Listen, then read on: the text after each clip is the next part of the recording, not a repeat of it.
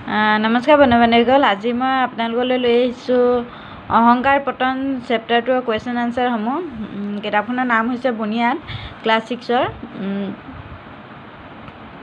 আহঁত গছজোপাৰ অহংকাৰ হোৱা কাৰণ কি? ক নম্বৰ প্ৰশ্নটো হৈছে আহঁত গছজোপাৰ অহংকাৰ হোৱা কাৰণ কি? ঠিক আছে, মই উত্তৰসমূহ কিতাপতে দেখুৱাই দিম, তোমালোকে লিখি ল'বা।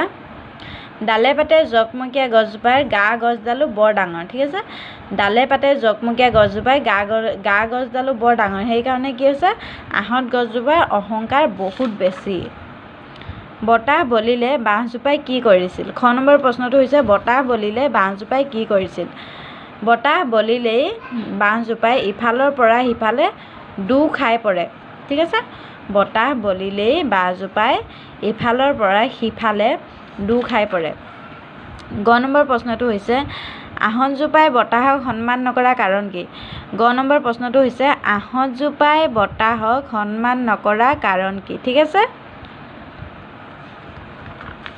আহঁতজোপাই বতাহক সন্মান নকৰা কাৰণ হৈছে সি নিজকে ভাবিছিল, আহঁতজোপাই নিজেই ভাবিছিল যে সি বৰ ধুনীয়া আৰু শক্তিশালী। ঠিক আছে, আহঁতজোপাই নিজকে শক্তিশালী বুলি ভাবিছিল, সেইকাৰণে বতাহজাকক সন্মান কৰা নাছিল।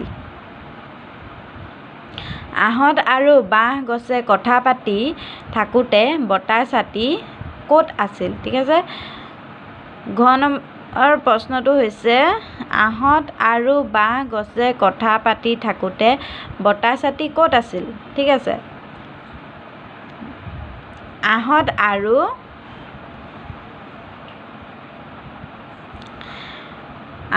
বাঁহজোপাই কথা পাতি থাকোঁতে বতাহ ছাতি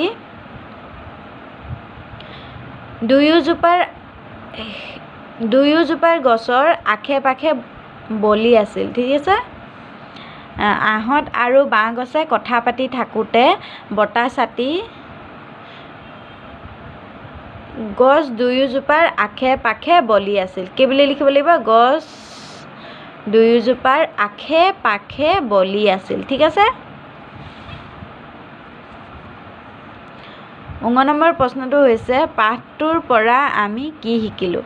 উঙ নম্বৰ প্ৰশ্নটো হৈছে পাঠটোৰ পৰা আমি কি শিকিলোঁ? ঠিক আছে, পাঠটোৰ পৰা আমি কি শিকিলোঁ? পাঠটোৰ পৰা আমি শিকিলোঁ যে অহংকাৰ কৰিলে এদিন পতন হ'বই, সেইকাৰণে আমি অহংকাৰ কৰা উচিত নহয়।